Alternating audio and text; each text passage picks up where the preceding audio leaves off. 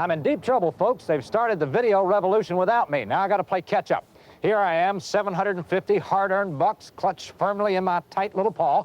I'm at a neighborhood video stores, typical of the ones that are cropping up all over the country. And in 3 minutes, you and I are going to get an education. The first video rental stores appeared in 1977, shortly after Hollywood films were first licensed for release on magnetic tape.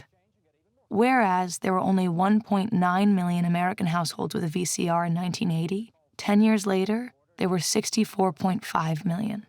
A shift from about 2% of the population to over 70. They've become one of the hottest items of the 80s, and forecasters say that by the end of the year, 1 out of every 4 homes in the U.S. will have a VCR. Is it a fad or for real? It's for real. In 1985, video stores had an average of 2,395 videos. You're going to have a minimum of 1,000 titles.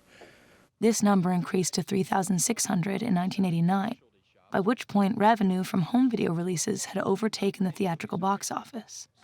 All this competition may be great for the VCR industry, but it is starting to scare some others. Specifically, the paid television industry, like HBO and Cinemax, are starting to feel the effects. And so are the movie theaters. Some have been forced out of business as a result of all the VCR viewership. All of this represents nothing less than a profound change in the landscape of American movie culture over the course of the 1980s.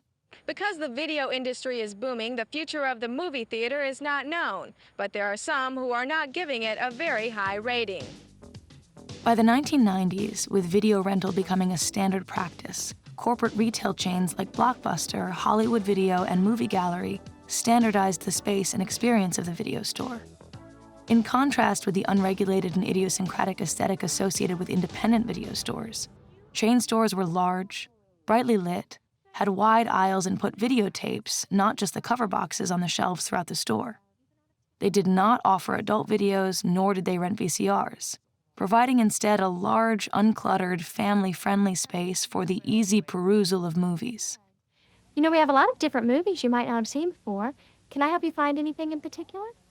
Oh, thanks. I'll just look around. I'm sure I'll find something. Okay.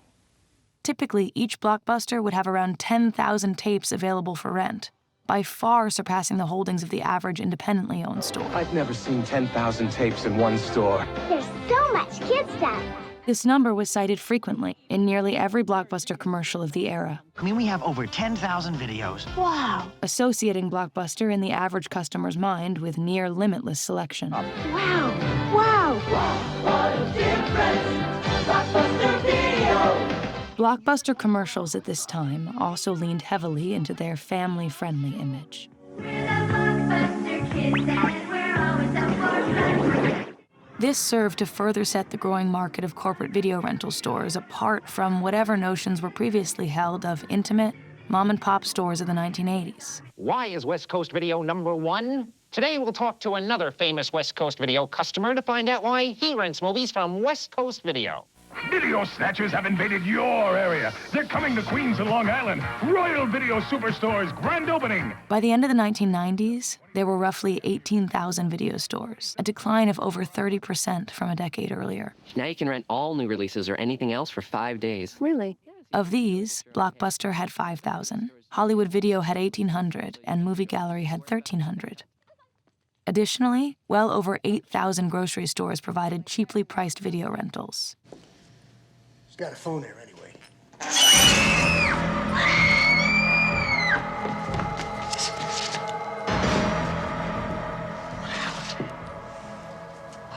Somebody coming here blew a good chunk of Farrell Homer's brains all over the videotape. That's what happened.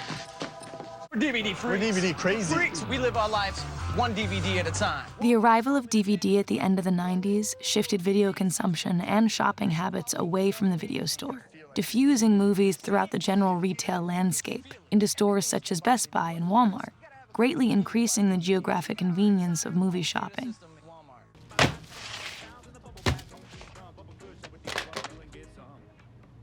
Dental school?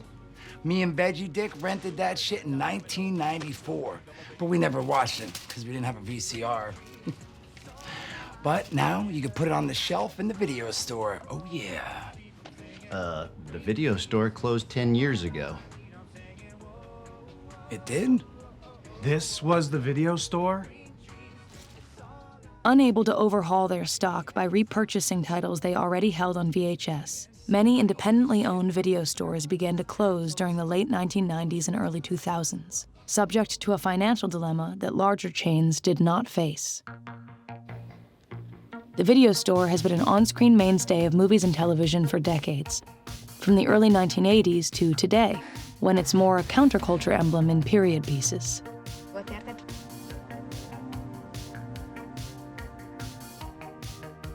I've seen all these colors. The horse which is amazed, the expert. I have to get a new one. The video store went from being mysterious and dangerous to representing a broad, unremarkable part of daily life. Cannibal Man?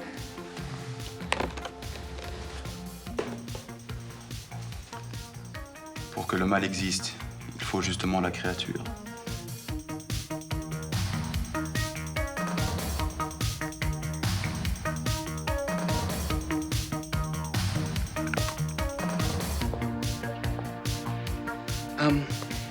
Do you have the Texas Chainsaw Mascara? We watched them transform, from rarefied museums of knowledge lorded over by protective clerks to a commonly understood cinematic space. Free Willy back yet? Still out. People are pigs. Sit on movies like they own them. Freak. As time passed, we watched them get erased from our lives and from our screens. Depictions of video stores became dull, mundane, and unremarkable. Jack. Oh, Jack. Can I help you? Get your loser ass away from me.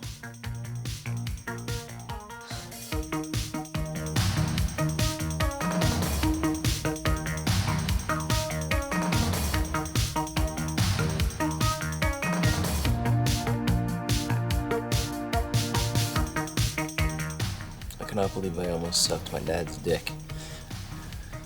Desperate times call for desperate measures, kid. Just as VHS once gave way to DVD, a new format emerged to once again lose customers unwilling to adapt and penalize stores unable to upgrade.